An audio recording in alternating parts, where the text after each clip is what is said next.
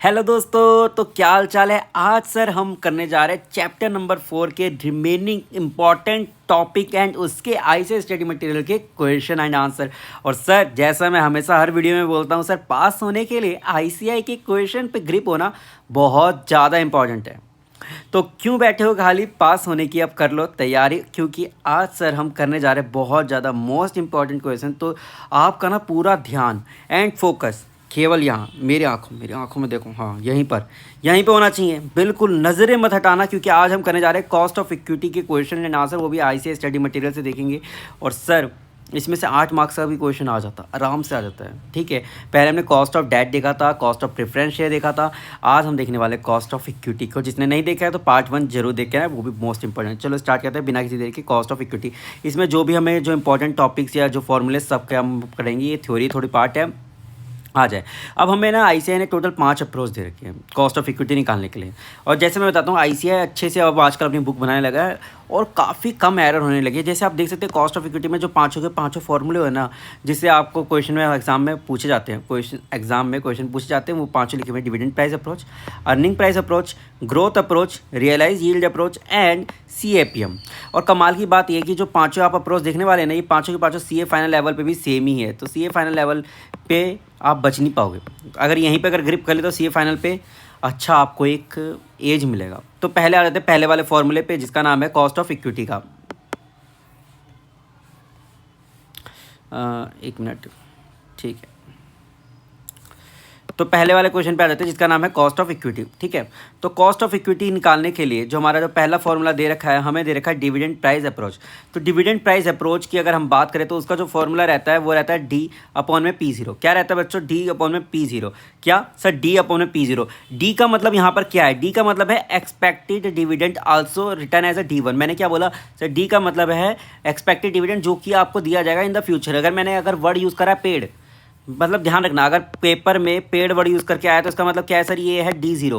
क्या है ये? D zero. मतलब जो हमें ऑलरेडी पे कर रखा है, हमें क्या है? डी वन निकालना होता है। डी वन निकालना होता है। डी वन कैसे निकालते हैं सर? डी जीरो में जब अब क्या ऐड कर दोगे? ग्रोथ को, तो इससे क्या आता है? आपका डी वन आता है। ठीक है, इससे क्या आता है सर? आपका डी वन आ जाता है। ठीक है, तो आपको क्या निकालना है? इसमें जो फॉर्मूला दे रखा है वो दे रखा है डी अपॉन में पी जीरो। डी अपॉन में पी जीरो का मतलब है डी वन अपॉन में पी जीरो एक्सपेक्टेड डिविडेंड। याद रखिएगा आप इस फॉर्मूले में। ठीक है, हाँ तो चलो अब अपने अगले फॉर्मूले पे चलते हैं, जिसका नाम है अर्निंग प्राइस अप्रोच। क्या? Earning price approach. आपको ना क्वेश्चन में डायरेक्टली बोल रखा होगा डिविडेंड प्राइस अप्रोच निकालना है या अर्निंग प्राइस अप्रोच से निकालना है। अगर आपको कॉस्ट ऑफ इक्विटी का फॉर्मूला रहता है और क्वेश्चन साइलेंट है, तो आप हमेशा डिविडेंड प्राइस अप्रोच से ही निकाल के आएंगे। ये जनरली एक्सपेक्टेड होता है in industry as well and in question as well. मैंने क्या बोला? इंडस्ट्री में जब आप प्रैक्टिस में जाएंगे ना, जैसे हम लोग करते हैं प्रैक्टिस में, तो हम लोग का क्या होता है? डिविडेंड प्राइस अप्रोच में जो हमने देखा हमेशा से अपने पास्ट एक्सपीरियंस में, डिविडेंड प्राइस अप्रोच ही लगाया जाता है। ठीक है, अर्निंग प्राइस अप्रोच को बहुत कम प्रेफरेंस दी जाती है, unless otherwise stated in the specifically in the question. आप जब जाके जगह लाएंगे क्या? Earning price approach. चलो स्टार्ट करते हैं अर्निंग प्राइस अप्रोच से।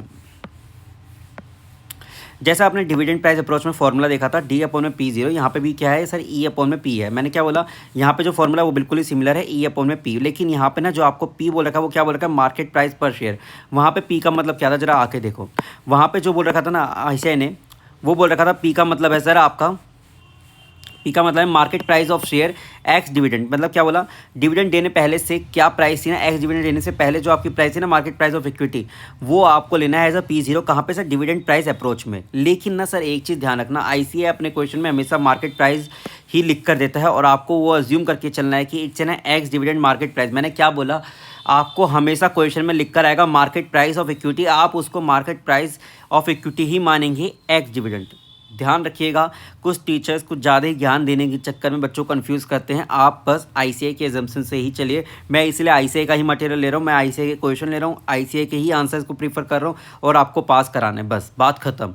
कोई क्या ज़्यादा ज्ञान देने के लिए आपको करता है उतना मत जाए। आईसीआई क्या करता है वो बता रहे हैं। मार्केट प्राइस ऑफ इक्विटी लिख कर आएगा क्वेश्चन में, मार्केट प्राइस ऑफ इक्विटी माने उसको आपका ना पी जीरो माने, एक्स डिविडेंड वर्ड यहाँ पे लिखा हुआ है उसको छोड़े, अनलेस अदरवाइज अगर आईसीआई ने बोल रखा है कि it's an including dividend x dividend करके निकालना है, तब हम एडजस्टमेंट देखते हैं। और वैसे भी हम आपके इस सिलेबस में इस टाइप का कोई भी क्वेश्चन नहीं है अभी। ठीक है, आगे बढ़ो। अगर होगा तो एक आधा मैं करवा भी दूंगा उस टाइप का, अगर आपको लगेगा, बट उतना डिटेल में जाने की जरूरत नहीं है। जब भी आई थी मार्केट प्राइस ऑफ इक्विटी लिख कर आएगा, आप मार्केट प्राइस ऑफ इक्विटी मान के चले, एक्स डिविडेंड ही माने। अर्निंग प्राइस अप्रोच की हम बात करें तो ई अपन में पी है।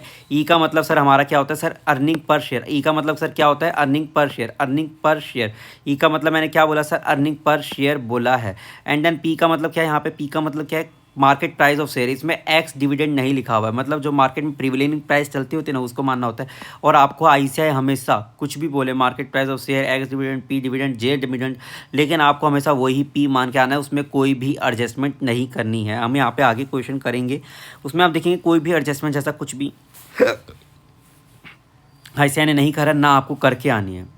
कुछ टीचर आपको अपने आप को ज़्यादा बताने के चक्कर में वो बेफालतू के एडजस्टमेंट आते नहीं है। पेपर बहुत आसान आता है, बहुत सरल आता है, बहुत ईजी आता है। आप चैनल को सब्सक्राइब करके मैं आपको इजी क्वेश्चंस कराता हूँ जो पास होने के लिए काफ़ी है, जो आईसीआई का बोलता है। बस बात ख़त्म, फर्स्ट अटैम्प्ट में आराम से पास हो गए अगर आप इधर उधर ना जाएँ तो। अब अगला क्वेश्चन क्या आता है, अगला टॉपिक क्या आता है sir, growth approach of the gorgeous model. इस पर लगा लो सर स्टार, इस पर लगा लो स्टार। चांद पहाड़ बना लो, उस पर से सूरज निकाल दो, इसमें से नदियाँ बहा दो, लेकिन ये करके जाना, ये मोस्ट इंपॉर्टेंट है। मैं बता रहा हूँ इसमें से क्वेश्चन आता ही आता है, और ये ही सबसे ज़्यादा पूछने वाला आपका है, एग्ज़ाम में बनता है। और इसमें से ही इंडस्ट्री, जब भी आपका कॉस्ट ऑफ इक्विटी अगर आप निकालेंगे इन फ्यूचर, अगर आप जाते हैं ट्रेनिंग में इंडस्ट्री में, या आप करते हैं कंपनीज या कॉर्पोरेट में जॉब, तो आप यही फॉर्मूला लगाएंगे। क्या है सर, कॉस्ट ऑफ इक्विटी का फॉर्मूला वो है D1/P0 प्लस में ग्रोथ। सर आपको पता है कि सर हमेशा इक्विटी में जब भी आप इन्वेस्टमेंट करते हैं या ओपन मार्केट में इन्वेस्ट करते हैं तो कुछ ना कुछ तो ग्रोथ होती है। कंपनी में अगर आप इन्वेस्टमेंट करते हो तो हमेशा कुछ ना कुछ तो ग्रोथ होगी, कुछ ना कुछ तो एक्सपेक्टेड ग्रोथ रखोगे।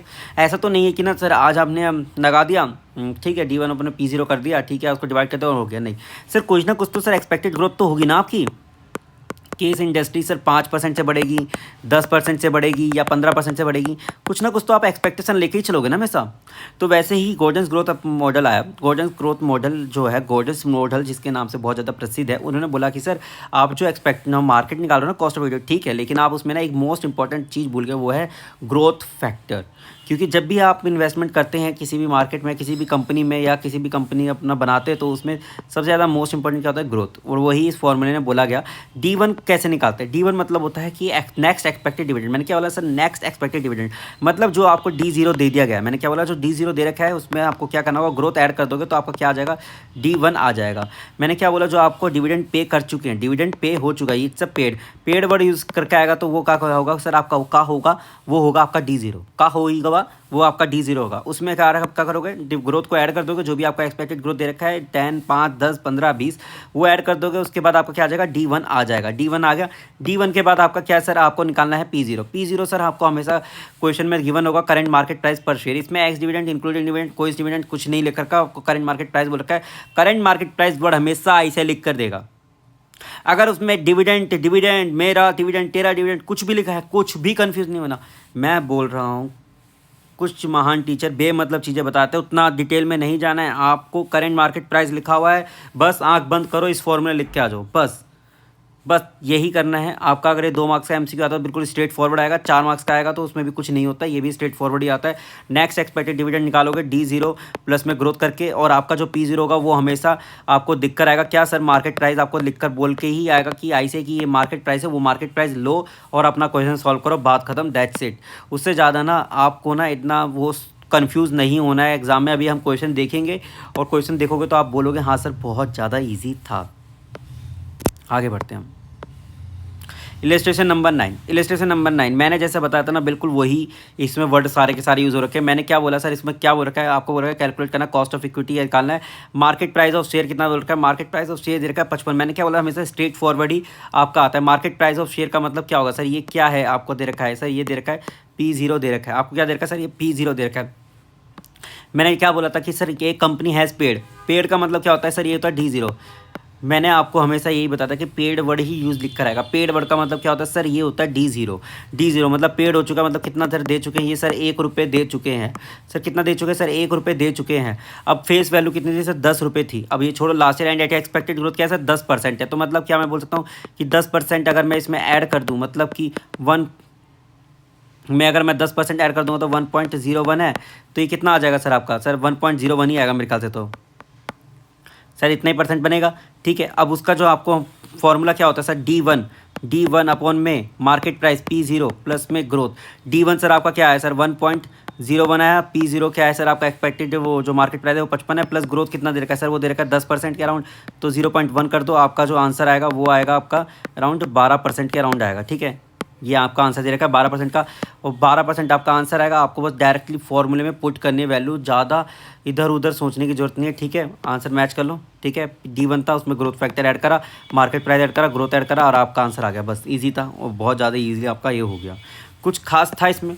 सच सच बताना, कमेंट करके बताओ सर कुछ खास था इसमें जो आप इतना कंफ्यूज हो रहे? क्यों कंफ्यूज हो रहे? क्योंकि उन टीचरों को कमाना है, और टीचर कमाने के लिए आपको अलग अलग चीज़ें बताने की कोशिश करते हैं, ऐसे मटेरियल को इग्नोर करते हैं, आपके अटैम्प्ट लगाते हैं, आपके अटैम्प्ट लगाने के बाद रेगुलर क्लास के बाद फास्ट ट्रैक बेचा जाता है, आपको रिविजनरी क्लास बेची जाती है, आपको प्रेरित किया जा रहा है, आप बेमतलब फेल हो रहे हैं।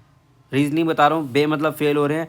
आप फेल ना होएं, और सीधा बस चैनल सब्सक्राइब करें। मैं मुफ्त में सब चीज़ें आपको बताता जा रहा हूँ, आप बस अपना मटेरियल उठाएं और मज़े से पढ़ाई करें बस। तो चलो नेक्स्ट टॉपिक देखते हैं, जिसका नाम है estimation of growth rate. Sir ये अगर आता है तो सर 2 मार्क्स का एमसीक्यू पूछा जाएगा। सर फॉर्मूला बहुत ज़्यादा सिंपल है। फॉर्मूला क्या होता है सिंपली सर, आप जो D0 मतलब जो करंट डिविडेंड आपको मिल चुका है, डिविडेंड इन एन ईयर्स, मतलब कि लास्ट 5 ईयर्स में या 5 साल पहले, 10 साल पहले जो आपको डिविडेंड मिला था, वो आपको लिखना है DN, एंड देन उसका स्क्वायर रूट करना है जितने आपको साल पहले मिला था। लेट्स से कि 5 ईयर्स एगो अगर 10 रुपये आपको मिले थे, तो यहाँ पे 5 आ जाएगा, और यहाँ पे आ जाएगा 1। इससे आपको क्या निकलेगा, ग्रोथ रेट निकलेगा। सर ग्रोथ रेट की आपको आवश्यकता क्यों आती है? सर आवश्यकता सर बहुत ज़्यादा ज़रूरी है। सर हमने पिछला एक फॉर्मूला पढ़ा था, गॉर्डन ग्रोथ मॉडल, उसमें सर आपको एक चीज़ दे रखी थी, वो थी जी। तो कभी कल क्वेश्चन में जी नहीं दे रखी होती, तो हमें इन सब जुगाड़ से जी निकालना पड़ता है, और जिससे कि ये क्वेश्चन 4, 5, 6 मार्क्स तक का पहुँच के आता है। ठीक है, तो अब ये जी जो निकालना है, उसके लिए एक एग्जांपल देख लेते हैं। ये ऊपर एक स्टेप्स लिखे हुए हैं, जैसे मैं बोलता हूँ ऐसे आजकल मॉड्यूल में अच्छे से स्टेप्स लिख के देने लगा। स्टेप 1, 2, 3 तीनों लिख के दिया है, लेकिन हम सीधा क्वेश्चन पे आते और क्वेश्चन समझते कि क्वेश्चन क्या बोलता है।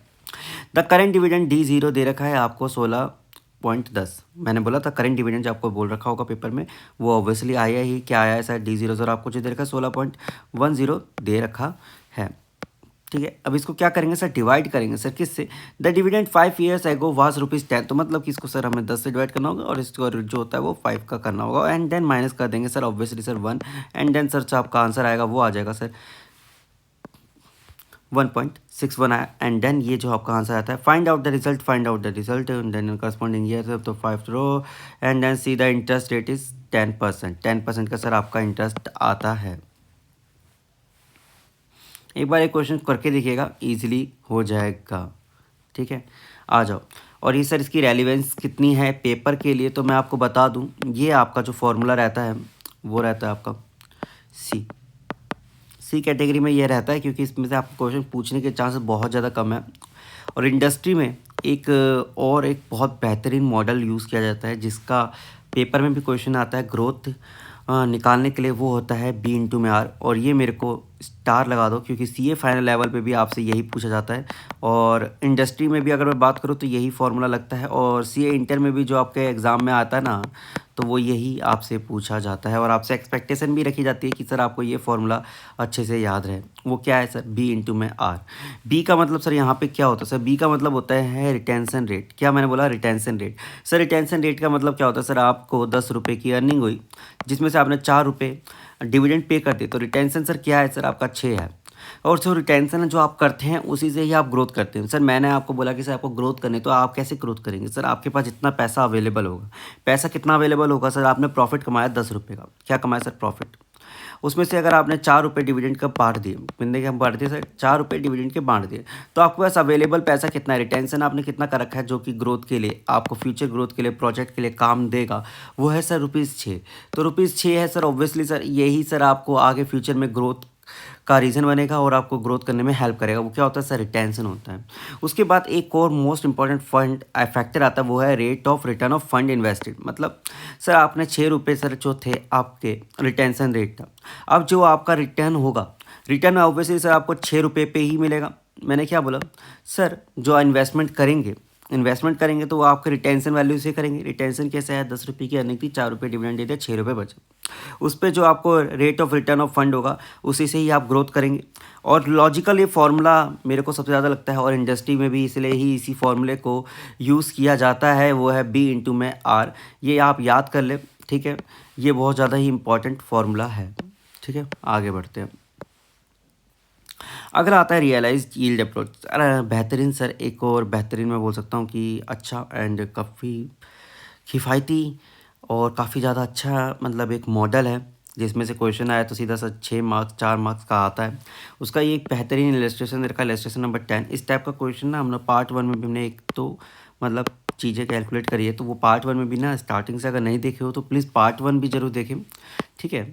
अब यील्ड अप्रोच क्या बोलता है सर, सीधा इलस्ट्रेशन से आ जाए, इलस्ट्रेशन से ही समझ में आएगा। Mister Mehta had purchase alpha limited of for ₹1000। Sir मैंने क्या बोला सर, अल्फ़ा शेयर परचेज करे, शेयर क्या परचेज करे सर, अल्फ़ा के ₹1000 में परचेज करे हैं, ठीक है। He received dividend for a period of 5 year, sir 5 सालों के लिए सर उसको डिविडेंड मिलता है, ठीक है, अच्छी बात है। 10% का रेट रहता है, कितना परसेंट का रेट रहता है सर, 10% का रेट रहता है। At the end of 5th year he sold alpha for ₹1128, मतलब सर 1128 रुपये में अल्फ़ा को बेच दिया गया है। पहले उसने 1000 रुपये में शेयर खरीदे, उस पर सर उसको 10% का डिविडेंड मिलता था। तो सर आपका जो डिविडेंड आपको मिलता है वो मिलता है सर 100 रुपये 5 सालों के लिए मिलता है। 5th ईयर के एंड में आपको कुछ ना पता चलता है कि उसने सर 1128 रुपये में ये बेच दिया है। कंप्यूट करना है the cost of equity, sir cost of equity निकालने का सर बहुत इजी फार्मूला है। आपको मैंने इंटरनल रेट ऑफ रिटर्न आपको सिखाया था, वही इंटरनल रेट ऑफ रिटर्न आप निकालेंगे, ठीक है।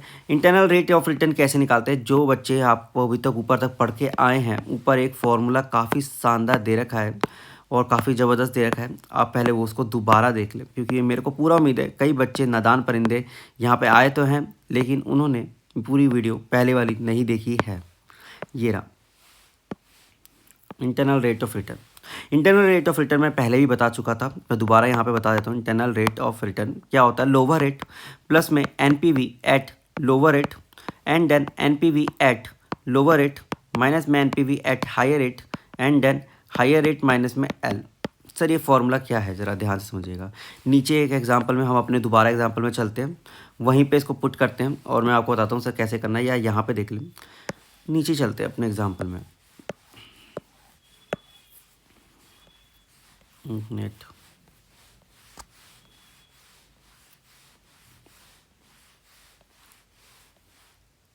Here it is. अब यहाँ पे जब भी आपको इंटरनल रेट ऑफ रिटर्न निकालना है, जो पहले के बच्चे हैं तो उनको पता ही है, जो हमने फॉर्मूला लिखा था वो बहुत ज़्यादा ही सरल था। लोअर रेट, आपको 2 रेट अज्यूम करके चलना है, 10 लेंगे और एक ले लेंगे सर 15%। क्या लेंगे सर, 2 रेट लेंगे, एक लेंगे 10 रेट 10% का रेट एंड देन लेंगे एक 15% का रेट, ठीक है। अब आपको क्या करना है, आपको कुछ नहीं करना है, आप सिंपली इधर आए, ठीक है। 2 रेट लिए हैं हमने, क्या लिए हैं रेट सर, 2 रेट लिए हैं 10 और 15, ठीक है। आपने 10% है, ठीक है, एंड देन 15% है। आपको क्या करना है, डिस्काउंट फैक्टर निकालना है। क्या निकालना है सर, डिस्काउंट फैक्टर, ठीक है। 1 2 3 4 5, ठीक है, एंड देन 5। यहाँ पे 100 रुपये का जो है आपको मिल रहा है, ठीक है, और यहाँ पे 1128 मिला है। इसको आप क्या करेंगे, डिस्काउंट फैक्टर से मल्टीप्लाई करेंगे, एक तो 10% के डिस्काउंट फैक्टर से, एंड देन एक मल्टीप्लाई करेंगे सर, एक देखेंगे दूसरा, ठीक है, ये दूसरा टेबल एक और बना लेंगे, ठीक है, उसमें भी ये सेम ही चीज़ लिखेंगे। उसको क्या करेंगे सर, आपको 15% से करना होगा डिस्काउंट, पहले वीडियो में डिटेल में हमने बात करी थी, ठीक है, तो वही करना होगा। उसके बाद यहाँ पे ना माइनस कर देंगे 1000, उससे आपका क्या आ जाएगा सर, एनपीवी आ जाएगा, एनपीवी एट लोअर रेट, यहाँ पे आ जाएगा एनपीवी एट हायर रेट, ठीक है।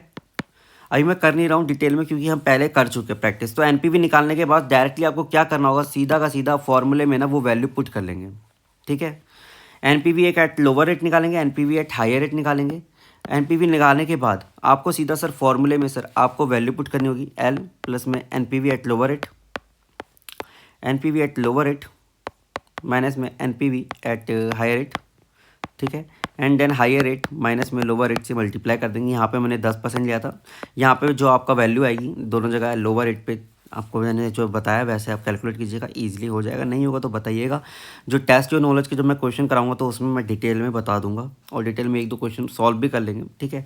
हाइयर रेट माइनस में लोअर रेट करेंगे एंड देन आपका सर जो आंसर आएगा वो आएगा सर 12% का, ठीक है। 12% आपका आंसर आ जाएगा। 12% से आप क्या करेंगे, 12% सिंपली सर आपको दोबारा डिस्काउंट फैक्टर है, ठीक है। 12% जो आपका डिस्काउंट रेट आएगा इंटरनल रेट ऑफ रिटर्न, उससे क्या करेंगे सर डिस्काउंट फैक्टर निकालेंगे सर 5 साल का। 5 साल का डिस्काउंट फैक्टर को सर आपको क्या करेंगे सर मल्टीप्लाई करेंगे जो आपको डिविडेंड मिले 5 साल तक एंड देन 5वें साल में जो आपको सेल प्रॉफिट हुई है उससे मल्टीप्लाई करेंगे और ये आ जाएगा present value. Present value sir obviously sir 1000 ही आएगा एनपीवी के बराबर, इंटरनल रेट ऑफ रिटर्न के बराबर। इंटरनल रेट रिटर्न भी जो आप निकालते हैं वो भी इसी से टेबल से निकालते हैं, ठीक है। आगे बढ़ो। चलो फिर अगला इलस्ट्रेशन देखते हैं। आने के लिए ये एग्ज़ाम में आ सकता है 4 मार्क्स का, और इस टाइप के इलस्ट्रेशन देखने को और एग्ज़ाम में कम ही देखने को मिलते हैं, लेकिन स्टार्ट करते हैं। आपके बुक में दे रखा है तो हमें करना पड़ेगा। सिंपली आपको क्या बोल रखा है कि कॉस्ट ऑफ इक्विटी निकालना है from the following data using क्या करना है sir realise yield approach. Sir क्या बोला है सर, आपको रियलाइज यील्ड अप्रोच निकाल के आपको कॉस्ट ऑफ इक्विटी निकालना। सिंपली है सर, आपको 4 साल का आपको निकालना होगा डाटा से, ठीक है। अब यहाँ पे 5 साल का दे रखा है सर, 4 साल का ही क्यों पॉसिबल है आके आपको फॉर्मूले से पता चल जाएगा ऐसा क्यों बोला जा रहा है। सर फॉर्मूला बहुत ज़्यादा सिंपल है, बहुत ज़्यादा ही ईजी है। सर क्या होता है सर, 1 प्लस में यील्ड 1 जो फर्स्ट ईयर का जो निकालेंगे वो होता है सर D1 अपॉन में P1 अपॉन में P0। सर P0 का ऑब्वियसली सर मतलब यही है जो प्राइस एट द बिगनिंग, मतलब जो स्टार्टिंग में जो आपको प्राइस दे रखी है वो होता है सर आपका P0। तो स्टार्टिंग में जो आपको प्राइस दे रखी है वो सर आपको क्या दे रखी है सर, वो दे रखी है 9। डिविडेंड D1 का मतलब होता है expected dividend. Expected dividend sir आपको फर्स्ट ईयर का सर आपको यहाँ पे तो स्पेसिफिकली बोल देता है एट द बिगनिंग। तो आईसीआई का ये एग्जाम्पशन है या अजम्पशन है, वही हमें अजम्पशंस लेकर चलना है। मैंने आपको इसलिए आईसीआई स्टडी मटेरियल के ही आंसर्स के थ्रू आपको बता रहे हैं कि आईसीआई अजम्पशन में क्या लेता है। डिविडेंड पर शेयर दे रखा है, जब कुछ ना बोल रखा हो हमने आगे अपने हमने डिविडेंड ग्रोथ मॉडल में भी पढ़ा, हमने पार्ट 1 में भी पढ़ा था। जब कुछ भी ना दे रखा हो तो ये क्या होता है सर, ये एक्सपेक्टेड होता है। एक्सपेक्टेड होगा, ये एक्सपेक्टेड डिविडेंड होगा सर फर्स्ट ईयर का 1, ठीक है। ये प्राइस एट द बिगनिंग इन्होंने स्पेसिफिकली बोल रखा था। सर क्या बोल रखा था sir, price at the beginning specifically बोल रखा था, इसलिए हमने इसको बिगनिंग कंसीडर करा था। इतने डिविडेंड पर शेयर बोल रखा है, साइलेंट है तो ये क्या मानेंगे सर, एक्सपेक्टेड डिविडेंड मानेंगे सर फर्स्ट ईयर का, तो इसलिए ये क्या रह जाएगा सर, ये आपका D1 हो जाएगा। एंड देन सर P1 क्या होता है सर, P1 होता है सर नेक्स्ट ईयर का जो आपका बिगनिंग का प्राइस है वो रहेगा। मैंने क्या बोला, सेकंड ईयर के बिगनिंग का प्राइस सर क्या है सर, 9 रुपये 75 पैसे, 9 रुपये 75 पैसे। सर ये आ जाएगा 1 + Y1, ठीक है। इसको सर आप सॉल्व करें, सर आपका आंसर जो आएगा वो आएगा 1.1944, ठीक है। इसी तरीके से आप क्या निकालेंगे sir, second year, third year and fourth year का आप निकालेंगे। फिफ्थ ईयर का पॉसिबल नहीं है क्योंकि सर फिफ्थ ईयर के लिए आपको सिक्स्थ ईयर का यहाँ पे एक प्राइस आपको देना चाहिए था जो कि यहाँ पे मिसिंग है, इसलिए सर आपका 5 साल का तो निकलेगा नहीं, ओनली 4 साल का निकलेगा। उसी तरीके से आईसीआई ने निकाला अपना यहाँ पे एक्सपेक्टेड डिविडेंड निकाला फर्स्ट ईयर का जो 1 था एंड देन 9 रुपये 75 रखा है, ये नेक्स्ट ईयर का एंड देन 9 से डिवाइड करा। थर्ड ईयर में आएंगे तो आपको पता चलेगा, थर्ड ईयर में जो डिविडेंड रखा था वो था 1 रुपये 20 पैसे एंड देन फोर्थ ईयर का जो बिगिनिंग का प्राइस था वो रखा एंड देन ओपनिंग जो था 11 रुपये 25 पैसे। उसी को आपको सॉल्व करते करते आपका जो आंसर आएगा सर फर्स्ट का आएगा 1.1944, 1.288 एंड देन 1.00 ऐसे आपको आएगा। और इस सब का आपका क्या आ जाएगा sir, yield for last 4 years आ जाएगा। यील्ड फॉर फर्स्ट ईयर ये था, सेकंड ईयर ये था, थर्ड ईयर ये था, फोर्थ ईयर ये था। इसको आप बस इतना ही छोड़ के जाएँ और आपको 100% मार्क्स पूरे के पूरे 4 मार्क्स आपको अलॉट हो जाएंगे। और इसके आने की संभावना मैंने जैसा बताया बहुत कम है, ठीक है।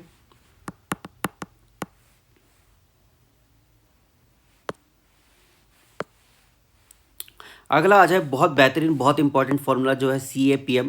इस पे आप पहाड़ बना दें, नदी बना दें, सूरज उगा दें, चांद बना दें, कुछ भी बना दें, ये आपका फार्मूला बहुत ज़्यादा इंपॉर्टेंट है। इंडस्ट्री पॉइंट ऑफ व्यू से भी, CA inter point of view से भी, CA final point of view से भी, ये आपका साथ आपका कभी छोड़ेगा ही नहीं।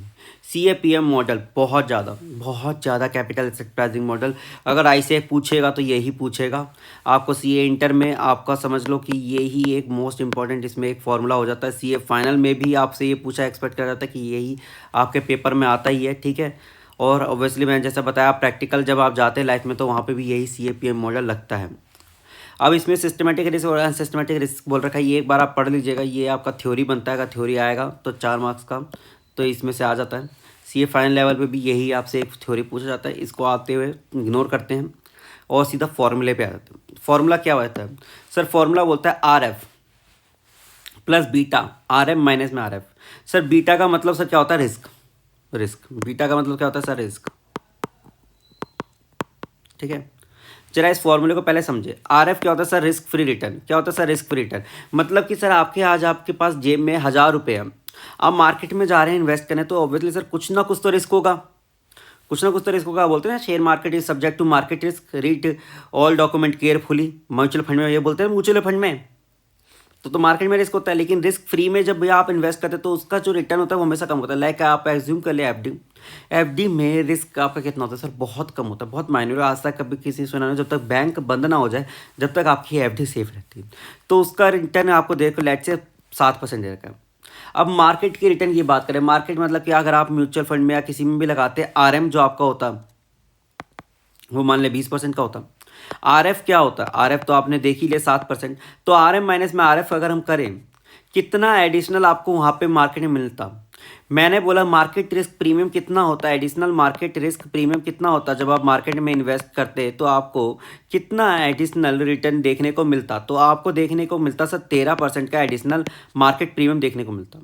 लेकिन उसको लेने के लिए ना कुछ रिस्क एसोसिएटेड होती है। Market is subject to market risk, market is subject to market risk. ठीक है, तो लेट से कि बीटा है 1.1। ठीक है, तो अब आपको अगर रिटर्न मैं निकालने के लिए बोलूँ तो आप बोलोगे सर 7% है सर, बीटा है सर 1.1, जो कि हम मार्केट में इन्वेस्ट करने के लिए जो हम रिस्क बियर करते हैं। ठीक है, तो आर एम माइनस में आर एफ। ठीक है, इससे क्या आता है सर? कॉस्ट ऑफ इक्विटी आ जाता है। इसको सॉल्व करिएगा, आपका कॉस्ट ऑफ इक्विटी आ जाएगा। ठीक है, अब यही सारा का सारा फॉर्मूले में लिख रखा है। ये फॉर्मूला हो गया आर एफ प्लस में बीटा, ब्रैकेट में आर एम माइनस में आर एफ।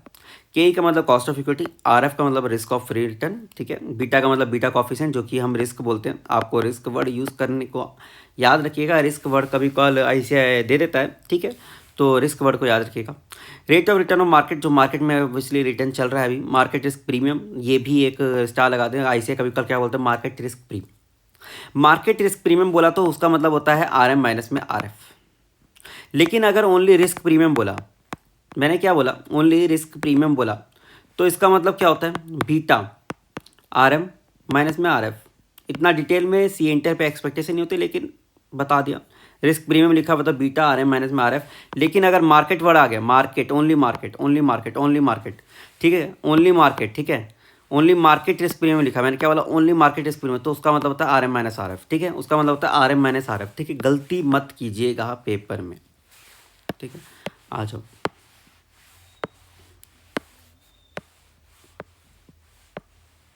आ जाए, पढ़ते हैं। बहुत इजी, बहुत सरल, बहुत ज़्यादा इजी क्वेश्चन। इलिस्ट्रेशन क्या है? ये इलिस्ट्रेशन, इलिस्ट्रेशन बोलता है कि risk free rate of return आपको दे रखा है 10% का। आर एफ दे रखा है सर आपको, सर कितना दे रखा है सर? आपको दे रखा है 10% का आर एफ दे रखा है। आर एफ आपको दे रखा है 10% का। द फर्म बीटा मतलब रिस्क होता है ऑब्वियसली सर। बीटा आपको दे रखा है 1.75 का। And return of market portfolio equals to 15%। Market का रिटर्न जो दे रखा है आर एम दे रखा है, वो उसने दे रखा है 15%। सर सीधा फॉर्मूले में पुट कर देंगे आर एफ प्लस में बीटा प्लस ब्रैकेट में आर एम माइनस में आर एफ। ठीक है, आपको बस इस फॉर्मूले में ये वैल्यूज़ पुट करनी है और आपका आंसर आ जाएगा। यहाँ पे आर एफ दे रखा 10% का, तो 10% ले लिया। बीटा सर आपको दे रखा था 1.75, वो रख लिया। आर एम दे रखा था 15%, माइनस में 10%, आपका सीधा सर आंसर आ जाएगा 18.75। बस बात खत्म। आपको पूरे 2 मार्क्स मिल जाएंगे एमसीक्यू पॉइंट ऑफ व्यू से, बहुत ज़्यादा ईजी रहता है। आगे बढ़ते हैं, आगे सर और ज़्यादा ईजी क्वेश्चन है और बहुत ज़्यादा है, वो है कॉस्ट ऑफ रिटेन अर्निंग। मैंने क्या बोला sir? Cost of retain earning.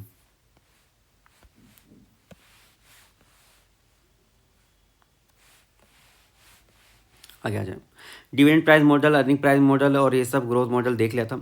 सीधा आ जाए cost of retain earning. Cost of retain earning में भी हम लोग क्या ही निकालते हैं सर? यही फॉर्मूला रहता है। कॉस्ट ऑफ रिटेन अर्निंग मैंने क्या बोला सर? यही फॉर्मूला रहता है जो आपने कॉस्ट ऑफ इक्विटी निकाला। क्यों? क्योंकि सर आपका जो आप रिटेन अर्निंग होता है, रिटेन अर्निंग की अगर हम बात करें तो वो किसका पार्ट होता है सर? आपकी ग्रोथ ऑफ कंपनी का। और ग्रोथ ऑफ कंपनी का डायरेक्टली लिंक किससे होता है सर? इक्विटी से होता है। मैंने क्या बोला सर? अगर आपकी कंपनी ग्रोथ करेगी, आपकी कंपनी ग्रोथ करती है, हमने एक गोल्डन ग्रोथ मॉडल पढ़ा था, उसमें भी हमने क्या कहा था? रिटेंशन रेट को हमने किससे मल्टीप्लाई करा था? ऑब्वियसली सर रिटेंशन रेट को हमने मल्टीप्लाई करा था सर रेट ऑफ रिटर्न से। जैसे ही कंपनी ग्रोथ करती है तो इक्विटी की वैल्यू जो होती है वो बढ़ती है। इक्विटी की वैल्यू बढ़ती है।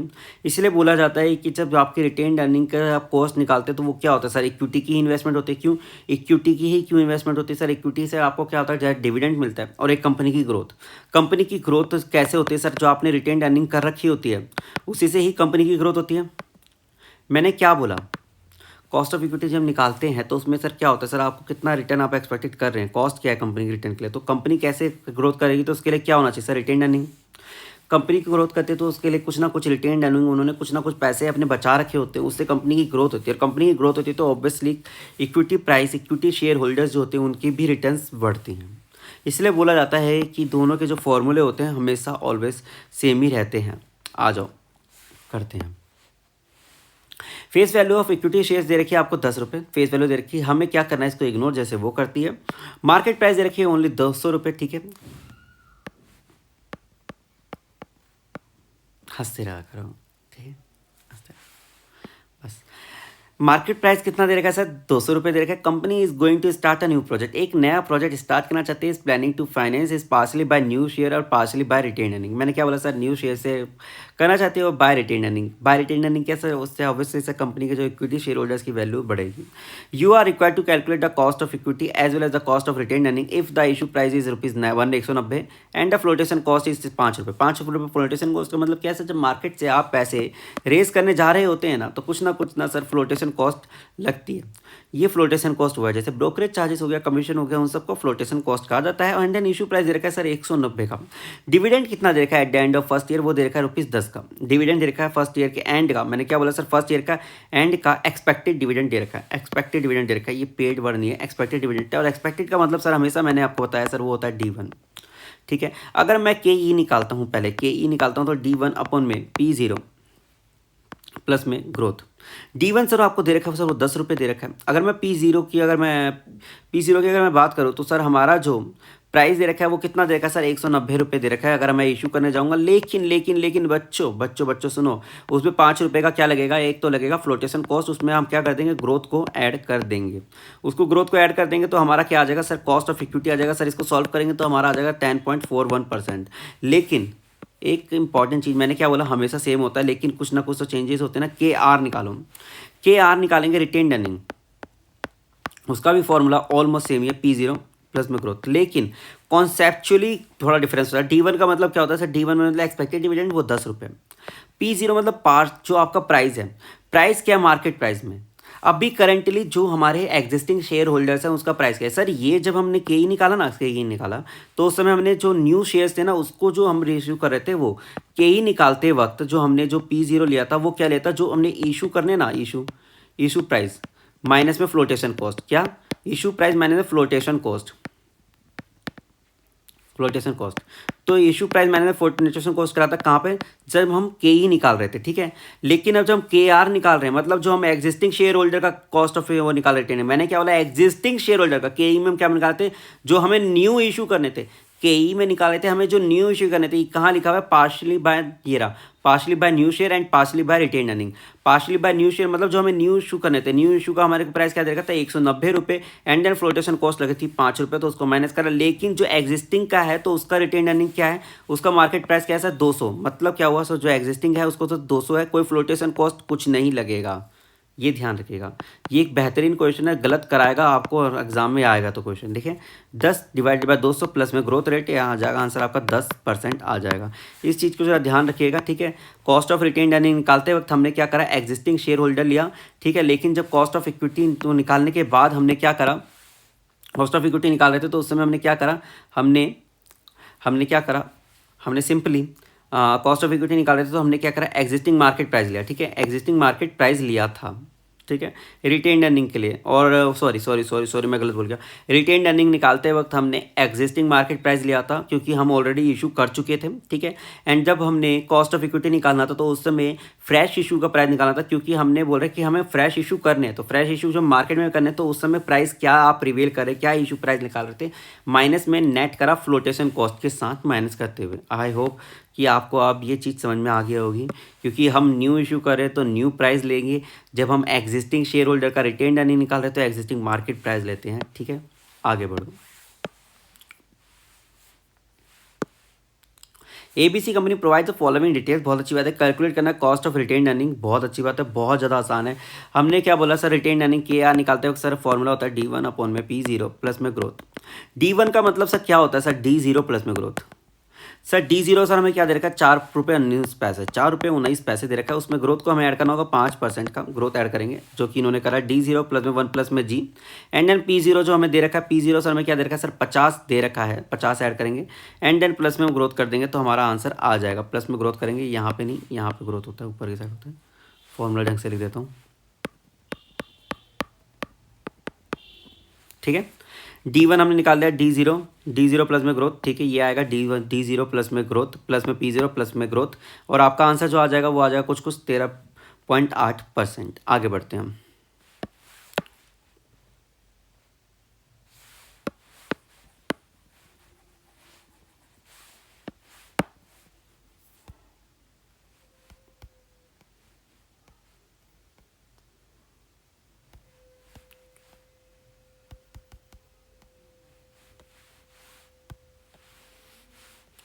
ठीक है, इलस्ट्रेशन नंबर 15 बहुत ज़्यादा आसान है, बहुत ज़्यादा ही आसान है। इसमें क्या है सर, कॉस्ट ऑफ इक्विटी निकालनी है बाय द CAPM मॉडल, ठीक है। इसमें आपको CAPM मॉडल लगाना है। RF दे रखा है, बीटा दे रखा है, RM माइनस में RF दे रखा है, सीधा आप फॉर्मूला पुट कर दीजिएगा, आपका आंसर आ जाएगा, ठीक है। आगे बढ़ते हैं। Weighted average cost of equity, weighted average cost of capital, ये भी बहुत ज़्यादा ही सरल और बहुत ज़्यादा ईजी मतलब टॉपिक है। एंड इसको एक काम करते हैं, अगले वीडियो में देखते हैं, मज़ा आएगा।